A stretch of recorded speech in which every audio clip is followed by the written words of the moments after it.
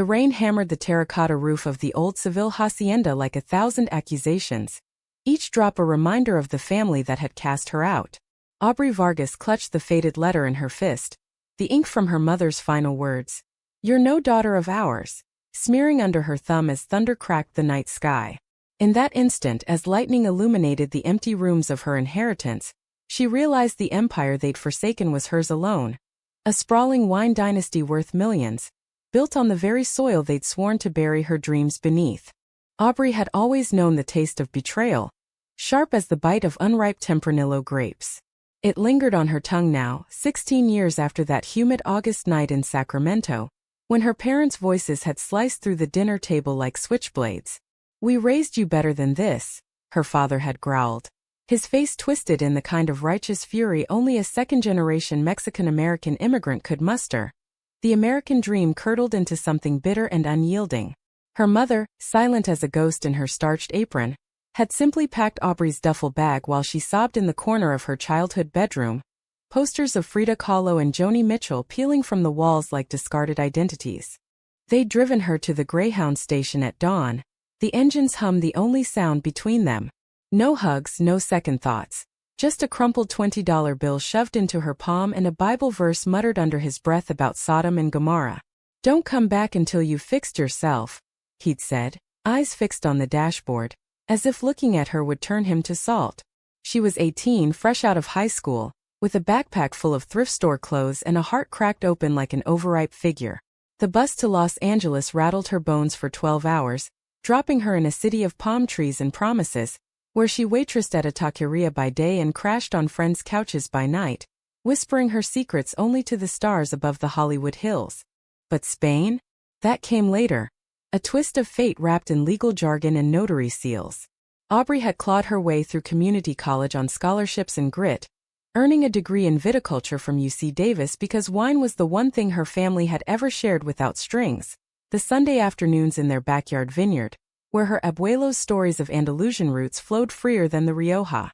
She'd landed a gig as a harvest hand in Napa Valley, her calloused hands learning the rhythm of the vines, the way earth could yield both thorns and treasure.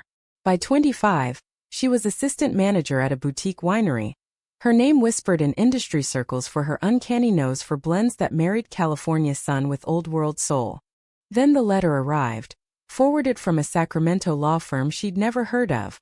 Her abuelo, Esteban Vargas, the patriarch who'd fled Franco's Spain in the 50s to chase fortunes in California's Central Valley, had died quietly in his sleep, leaving behind not just memories but an empire. La Vina Vargas, a network of vineyards stretching from the sun-baked hills of Jerez to the misty slopes of Rioja, valued at over 50 million euros. He'd cut her parents out years ago, after their narrow-minded piety poisoned family gatherings, and named Aubrey his sole heir in a will scrawled on yellowed paper, dated the week she came out. For the daughter who honors the vine's truth, it read, untamed and true. She'd stared at the document in her tiny Oakland apartment, the words blurring through hot tears. Abandoned for loving women, now crowned queen of a legacy her parents had poisoned with their silence. The flight to Seville was a blur of recycled air and recycled doubts. Could she really walk into that world, a queer Latina from the wrong side of the tracks, and claim what was hers? The hacienda loomed on the outskirts of the city, a sprawling estate of whitewashed walls and iron balconies, its cellars echoing with the ghosts of generations. The staff, loyal retainers with sun-leathered faces, greeted her with quiet deference, their eyes flickering with curiosity at this American ghost returned from the diaspora. Aubrey threw herself into the work, sleeves rolled up, boots caked in clay-red soil. She learned the estate's rhythms, the pre-dawn prune of Tempranillo vines, the crush of grapes underfoot in September's feverish heat, the careful alchemy of barrel-aging in the cool, musty depths below. La Vina Vargas wasn't just wine. It was a lifeline exporting to every corner of the globe, from Michelin-starred tables in New York to corner bodegas in LA. Profits soared under her touch. She modernized the irrigation, partnered with sustainable co-ops, and launched a rose line that became the darling of summer festivals from Ibiza to the Hamptons. For the first time, Aubrey felt roots deeper than regret, the empire's pulse syncing with her own. It was on a crisp October morning, 2 years into her reign, that Aurora entered the frame like a shaft of unexpected light through storm clouds. The harvest festival at the hacienda was in full swing, lanterns strung between olive trees, flamenco guitars strumming under a canopy of stars, tables groaning with jamon iberico and patatas bravas. Aubrey, in a rare concession to glamour, wore a crimson dress that hugged her athletic frame, her auburn waves pinned loosely, green eyes scanning the crowd for loose ends in the night's logistics.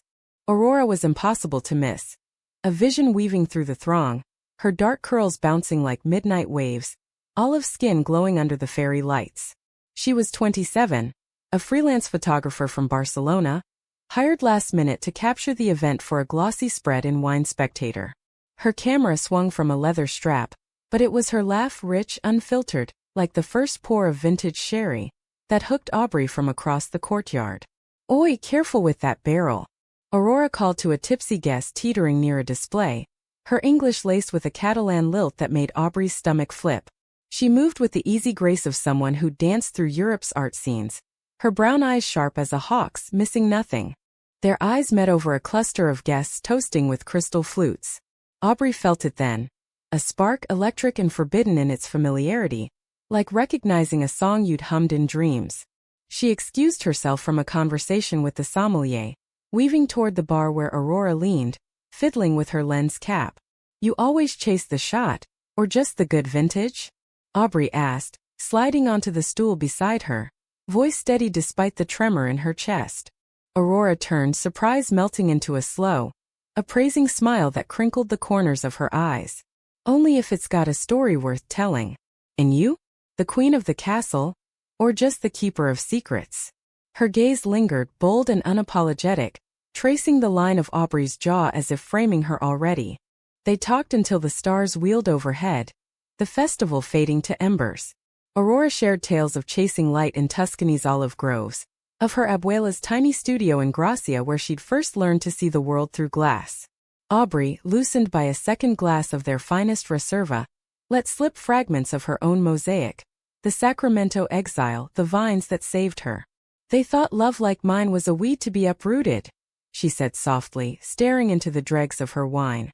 "But look at this place. It's all roots, tangled and unbreakable." Aurora's hand brushed hers then, a fleeting touch that sent warmth blooming up Aubrey's arm.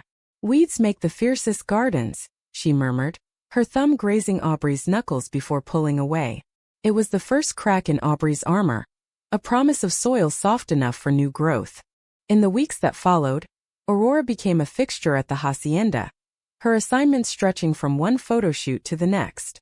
Mornings found them walking the rows of vines, Aurora's camera clicking like a heartbeat, capturing the dew-kissed leaves and Aubrey's quiet commands to the crew. "See how the sun hits the clusters there? Like it's kissing them goodbye," Aurora would say, crouching low, her sundress pooling around her knees. Aubrey watched her, mesmerized by the way she bent the world to her vision, turning ordinary earth into poetry. One evening, as the sun dipped behind the Sierra Morena, they shared a picnic on a hill overlooking the estate, manchego cheese, crusty pan con tomate, and a bottle of Aubrey's experimental blend, a Cabernet with notes of wild cherry and regret. Aurora unpacked her Leica, but instead of the landscape, she turned the lens on Aubrey. "Smile for me, Reina. Let me steal a piece of your light." Aubrey laughed, self-conscious, batting at the camera. "I'm no model. Just a girl who got lucky with dirt and destiny." But Aurora persisted, coaxing her into poses against the golden horizon. Head thrown back in mirth, then soft and contemplative, fingers tracing a vine tendril. Click, click. Each shutter snap felt like a confession, stripping away layers Aubrey had armored herself with since Sacramento. As dusk deepened, Aurora set the camera aside and leaned in, her breath warm against Aubrey's ear. "You're more than lucky. You're a force, the kind that reshapes the land." Their lips met then, tentative at first, like testing the weight of a new grape on the tongue. Aubrey's hand cupped Aurora's face, thumb tracing the curve of her cheekbone, and the kiss deepened, a slow unraveling of solitude. It tasted of salt and sweetness, of olive groves and untrodden paths, and in that moment, Aubrey dared to believe in empires built not just of wealth, but of two souls entwined. Their romance unfolded like a well-aged vintage, patient, layered, intoxicating. Stolen weekends in Seville's labyrinthine streets, hands laced under cafe awnings, sharing churros dusted with sugar as horse-drawn carriages clopped by. Aurora moved into the hacienda's guest wing, her prints adorning the walls, Aubrey amid the crushed juice staining her cheeks like war paint. The two of them silhouetted against a harvest moon, vines curling like lovers' limbs. Aubrey's staff whispered approvals, toasting La Duena y su Musa over after-dinner sherries. But beneath the idol, shadows stirred. Aubrey's parents, exiled to a modest bungalow in Fresno, had caught wind of the inheritance through grapevine gossip, industry newsletters touting Lavina's queer heiress at the helm. A letter arrived one gray November morning, penned in her mother's shaky hand. "We've prayed for your soul. This windfall is God's test. Return to us, renounce your sins, and we'll guide you as family should." Enclosed was a photo of her childhood home. The backyard vineyard withered from neglect, a silent plea wrapped in judgment. Aubrey burned it in the hacienda's hearth, flames devouring the words as Aurora watched, her arms a steady anchor around Aubrey's waist. "They don't get to rewrite your story," she whispered, pressing a kiss to Aubrey's temple. "You've built something beautiful here. We're your family now." Yet doubt crept in like morning mist over the Guadalquivir. Aubrey threw herself into expansion plans.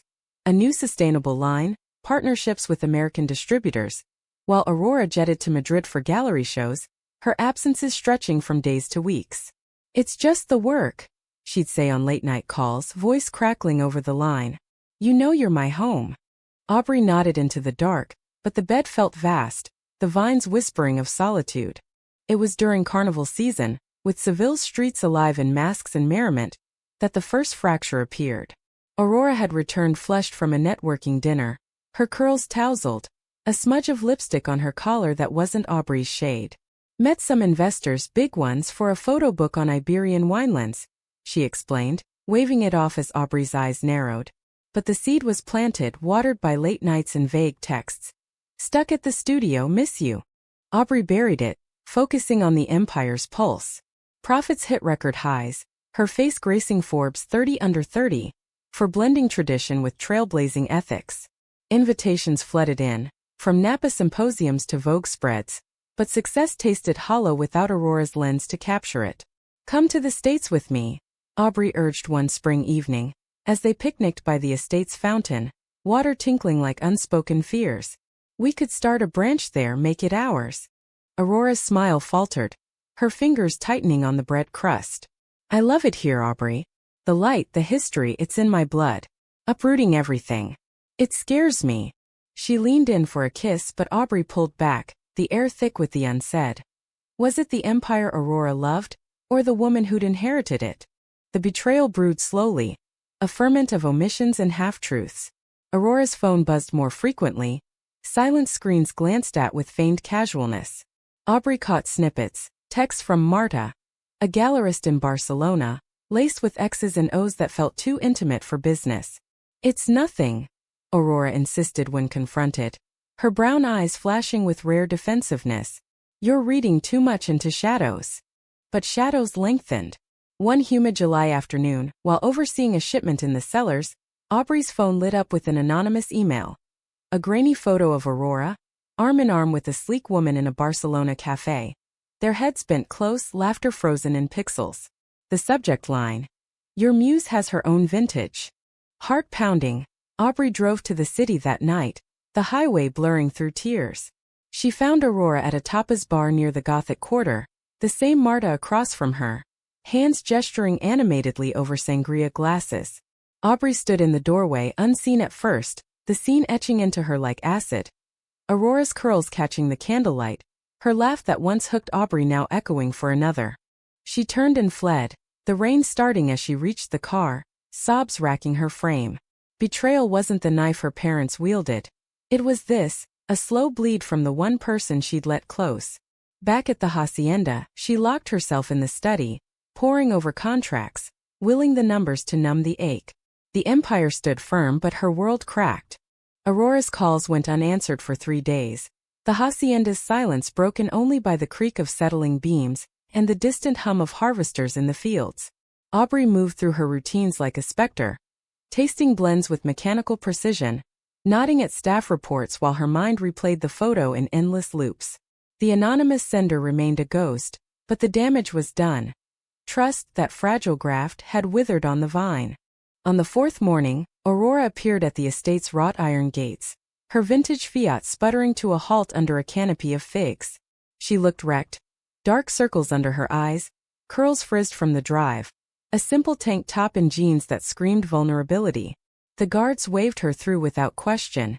Even they sensed the storm brewing. Aubrey was in the barrel room when she heard the footsteps, deliberate and hesitant, echoing off the oak casks like a confessional drum. "Aubrey!" Aurora's voice cracked the cool air, raw as an exposed root. She stood in the doorway, backlit by the slanting sun, her camera bag slung over one shoulder like armor. "Please, let me explain." Aubrey didn't turn from the ledger she was scribbling in, pen scratching furiously. "Explanations are for photos that need captions. Yours spoke loud enough." The words tasted like tannin, bitter and clinging. Aurora stepped closer, the scent of her citrus perfume mingling with the room's earthy musk. "Marta's an old friend from art school. We were pitching the book, you know, the one with your vineyards as the heart. Got flirty maybe, wine and late nights. But it was nothing. A spark that fizzled the second I thought of you." She reached out, fingers brushing Aubrey's shoulder, but Aubrey flinched away, the touch burning like nettle. "Nothing." Aubrey whirled then, green eyes blazing, the ledger slamming shut. "I saw the way you looked at her, Aurora. Like she was the shot you'd chased to the ends of the earth. And me? I'm just the backdrop, the empire that pays the bills." Her voice broke, the vulnerability she'd armored cracking wide. "My parents threw me away for less. For loving who I love. And you. God, I thought you saw me. Not the label on the bottle." Tears welled in Aurora's eyes, spilling over as she shook her head. "I see you, Aubrey. Every fierce, broken, brilliant inch. The girl who turned thorns into gold. Marta was a mistake. A weak moment when I felt lost in your world. This place, it's massive. You're massive. Sometimes I wonder if I fit. If I'm just the pretty accessory for your Forbes profile." The confession hung between them, heavy as fermenting must. Aubrey's chest tightened, the room spinning with the weight of it. She'd built walls around her heart, reinforced with contracts and cork yields. But Aurora had slipped through, illuminating corners she'd forgotten. Now the light exposed the fractures. The fear that love, like legacy, could be inherited but not truly owned. They talked or argued, for hours, voices rising and falling like tides. Aurora unpacked her bag, spreading prints across the tasting table. Images of Aubrey not as heiress but as human, laughing in the mud after a rainstorm, her face soft in sleep on a checkered blanket, eyes fierce as she defended a worker's raise against a supplier. "This is you," Aurora said, tapping a photo of Aubrey silhouetted against a sunset vineyard, arms outstretched like embracing the world. "Not the empire. You." Aubrey traced the image, finger lingering on her own frozen smile. "Then why hide? Why let me find out from some stranger's email?" The anonymous sender gnawed at her. A saboteur in the ranks? A jealous rival from the cutthroat wine trade? She pushed the thought aside. The Real wound was here, pulsing. "Because I was scared," Aurora admitted, sinking onto a stool, elbows on knees. "Scared of losing the magic. We've been so wrapped up in this fairy tale. The hacienda, the shoots, the nights that felt eternal. But real life's messy. My career's pulling me to galleries in Lisbon, Berlin. Yours is rooted here, in soil that calls you home. What if we drift?" Aubrey knelt before her, taking Aurora's hands, cold, trembling, in her own. "Then we graft. Like the vines. We choose each other every day. No empires, no lenses. Just us." Their foreheads touched, breaths mingling. And in that dim cellar, amid the slumbering wine, they kissed. A seal on fragile peace. It was salty with tears, urgent with reclamation. A vow whispered against skin. "Stay. Fight for this." The reconciliation sparked a feverish closeness, as if they could outrun the cracks by filling them with fervor. Aurora canceled a Berlin trip, pouring her energy into the photo book, styling shoots that wove their lives into art. Aubrey and her in matching aprons during crush, feet stained purple, joy captured mid-laugh. Quiet portraits by the fountain, hands intertwined, eyes promising forever. The staff noticed the shift. Aubrey's smiles lingered longer, her commands softened with hope. Profits climbed, too. The book pre-orders flooded in, positioning Lavina as a beacon of queer excellence in a tradition-bound industry. But the shadows weren't done whispering. Whispers turned to rumors, carried on the wind from Seville's salons to the estate's kitchens. Aubrey's parents, undeterred by the burned letter, escalated their crusade. A private investigator, hired with scraped-together retirement funds, dug into Aubrey's life, unearthing photos of her with Aurora, twisted into tabloid fodder. Disgraced heiress corrupts family legacy, screamed a sleazy online rag, the byline traced to a Fresno IP. It went viral in niche circles, poisoning potential deals with conservative distributors in Texas and the Midwest. Aubrey faced it head-on, issuing a statement through the company's PR. Lavina Vargas stands for authenticity. In our wines and our lives. Love is the root that nourishes us all. Aurora stood beside her at a press event in Madrid, their clasped hands a quiet defiance, her lens now turned outward to document the backlash. But privately the toll mounted.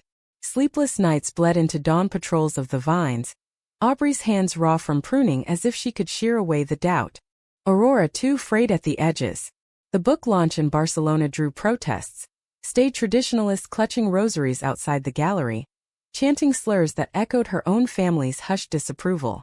"You're making us pariahs," her brother texted from back home, the words a knife twist. She confided in Aubrey over midnight sherries, curled on the hacienda's balcony. "I thought art was my shield. But it's just another vine twisting in the wind." Aubrey held her, rocking gently as crickets chorused below. "Then let's be each other's anchors. We've got the empire, but more than that, we've got truth." It was a mantra they clung to, even as the betrayal's echo lingered. Who was the email sender? Aubrey hired a discreet firm to trace it, but leads fizzled like flat sparkling. Paranoia crept in. Was it a disgruntled ex-employee? A family spy? The uncertainty gnawed, but love, stubborn as Cabernet Franc, held. Summer swelled into a scorcher, the heat mirroring the rising stakes. Aubrey greenlit a bold expansion. A queer-inclusive retreat center on the estate, blending wine tastings with storytelling workshops for LGBTQ+ creators. Aurora designed the visuals, her photos the centerpiece. An exhibit called Roots Unbound, premiering at the retreat's opening. Invitations went out to influencers from LA to London, positioning Lavina not just as a brand but a movement. The night before the gala, as caterers bustled and florists wove floral garlands, Aubrey found a package on her desk. No return address, just a manila envelope sealed with wax. Inside, a stack of documents her parents doing she knew instantly. Financial records falsified to suggest mismanagement. Whispers of embezzlement ceded to board members. A note in her father's block print. "Repent or we expose the rot." Blood calls to blood. Rage boiled over, hot and unfiltered. Aubrey stormed to the vineyard's edge, crumpling the papers, her screams lost to the cicadas. Aurora found her there at dusk, collapsed against a trellis, vines clawing at her blouse like accusations. "They're trying to take it all," Aubrey gasped, face streaked with dirt and tears. The one thing they couldn't control. Aurora knelt, pulling her close, the earth warm beneath them. "They can't. Not if we stand together." But as she spoke, her phone buzzed. A call from Marta, the name flashing like a warning. Aubrey saw it, the trust fracturing anew. "Answer it," she said flatly, pulling away. "Tell her your anchor's slipping." Aurora hesitated, then silenced it, but the damage seeped.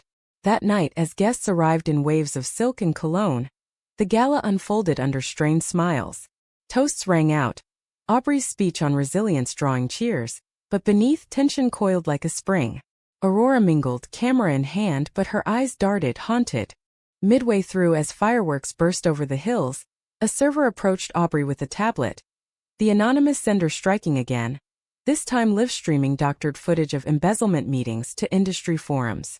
Chaos erupted, phones buzzing, whispers turning to shouts. Aubrey's board, a mix of old-guard Spaniards and progressive allies, demanded answers in the library, voices clashing like thunder. Aurora slipped away during the melee. Her absence of void Aubrey felt like a missing limb. She found her later on the balcony, staring at the spent fireworks glow, tears carving paths down her cheeks. "I called Marta," Aurora confessed, voice small, "to vent. About the pressure, the family stuff." She offered an out. A solo show in New York away from all this. Her eyes met Aubrey's, pleading. I didn't say yes. But I thought about it. For a second I wanted to run. The admission landed like a slap, the betrayal complete. Not in arms around another, but in the temptation to flee the fight. Aubrey's world tilted, the empire's foundations quaking. Run then, she whispered, voice hollow. Everyone does, eventually. Aurora reached for her, but Aubrey stepped back, the night air thick with finality. I love you, Aurora choked out. This us, it's worth the storm. But love, Aubrey knew, wasn't vines. It was choice, and Aurora's waver had pruned too deep. As sirens wailed in the distance, press descending like vultures, Aubrey turned away, the hacienda's lights blurring through fresh tears. The climax had crested, and in its wake, only reckoning remained. Dawn broke over the estate like a reluctant apology, painting the vineyards in hues of rose and amber, as if the sun itself mourned the night's unraveling. Aubrey hadn't slept. She'd paced the study till the small hours, phone silenced against the onslaught of calls, from lawyers scrambling damage control to allies vowing fealty. The doctored footage proved a crude forgery, easily debunked by timestamps and alibis, but the sting lingered, a toxin in the soil. Her parents' gambit had backfired spectacularly. By morning the board rallied around her, expelling the informant, a distant cousin on her father's side, bought with promises of a payout. Lavina Vargas emerged stronger, its narrative reframed as a saga of resilience, stock whispers turning to bullish roars. But victory tasted like ash without Aurora. She'd left before sunrise, a scribbled note on the pillow. I need air to breathe right again. Forgive me when you're ready. Yours always, eh? The Fiat's taillights had vanished down the drive, leaving Aubrey adrift in the empire's vastness. Days blurred into a haze of meetings and media spins, Aubrey's public mask impeccable. Press conferences in tailored blazers, vineyard tours with a smile that didn't reach her eyes. Privately, she wandered the rows at twilight, fingers trailing leaves, whispering to the vines as if they could yield answers. Was it ever real? She'd asked the silent clusters, the grapes heavy with unspoken truths. Aurora's absence echoed everywhere. Her camera on the mantel gathering dust. Half-finished prints in the darkroom, faces frozen mid-laugh. The guest room stripped bare, sheets folded with military precision.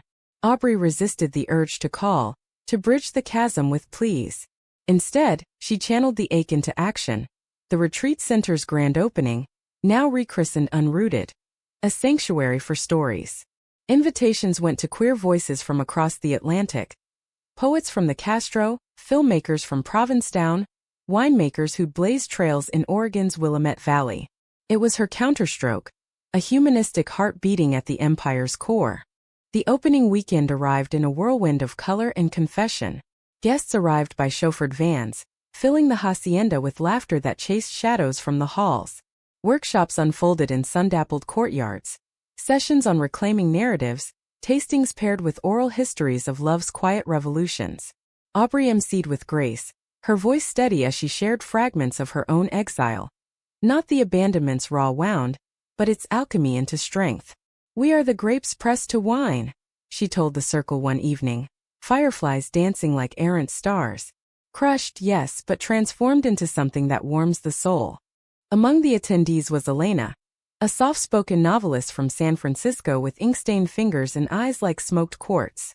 She sought Aubrey out after a reading, her chapbook of verse tucked under arm. Your story.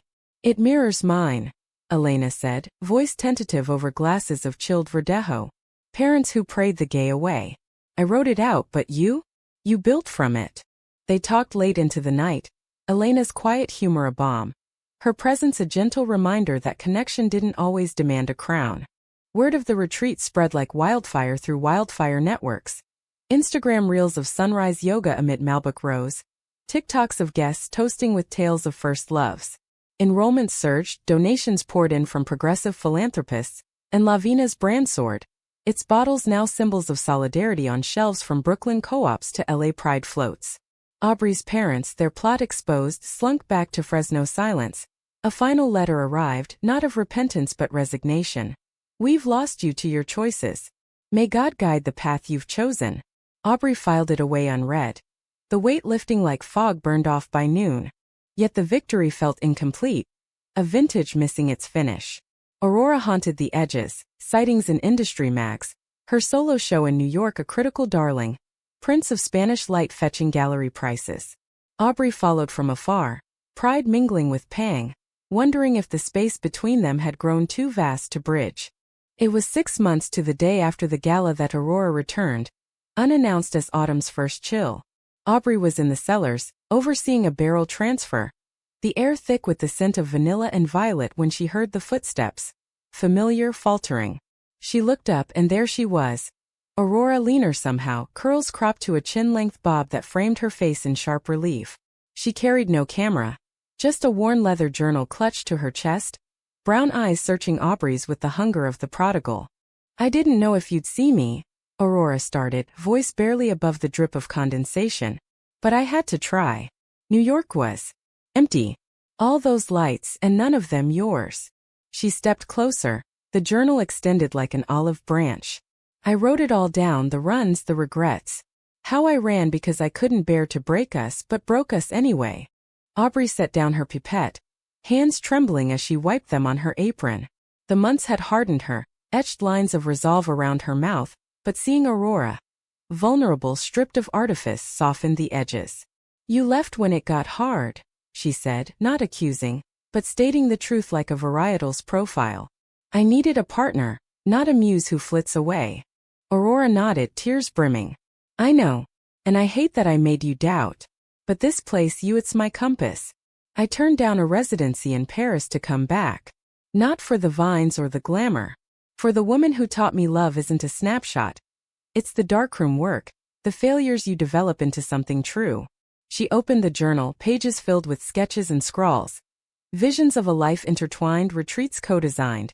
A shared studio overlooking the Guadalquivir. Aubrey flipped through, fingers lingering on a drawing of them entwined in a hammock, vines framing like a bower.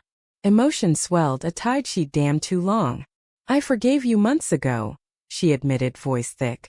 "In the quiet, when the empire hummed and I realized empires are hollow without heart. But can we rebuild? After the betrayal, the space." Aurora closed the distance, hands cupping Aubrey's face, thumbs brushing away a tear. "We graft. Stronger roots this time. No running." Their kiss was a homecoming, slow, exploratory, tasting of forgiveness and fresh starts. It deepened in the cellar's hush, bodies pressing close, a reaffirmation that love, like wine, improved with time and care. In the weeks that followed, they rebuilt deliberately, like master vignerons tending a storm-torn plot. Aurora rejoined the team, her lens now collaborative, co-creating the Retreats expansions, a podcast series on queer legacies in agriculture. They navigated conflicts with brutal honesty. Therapy sessions in Seville, mediated by a counselor who specialized in diaspora hearts. Date nights that ditched the grandeur for street paella and stargazing. Aubrey's walls came down brick by brick, revealing the girl who'd boarded that greyhound with dreams bigger than fear. The empire thrived too, a multimillion beacon of inclusion, its annual Unrooted festival drawing thousands, from 20-something activists to elders sharing sepia-toned tales of hidden loves. Aubrey's parents never reconciled, their silence a scar faded to silver, but in letters to her abuelo's grave Aubrey wrote of peace. "You left me the land but I found the family." One crisp November evening, a year after the reckoning, Aubrey and Aurora stood on the hill where it began, the picnic basket unpacked, a bottle of their first joint blend uncorked, notes of blackberry and redemption. The sun dipped low, gilding the vines in gold. "To us," Aubrey toasted, clinking glasses, her free hand laced with Aurora's.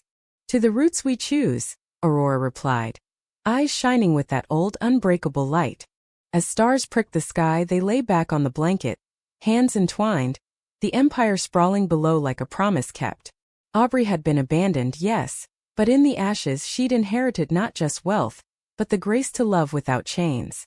And in Aurora's arms she found the truest harvest. A life woven from wounds into wonder, human and whole.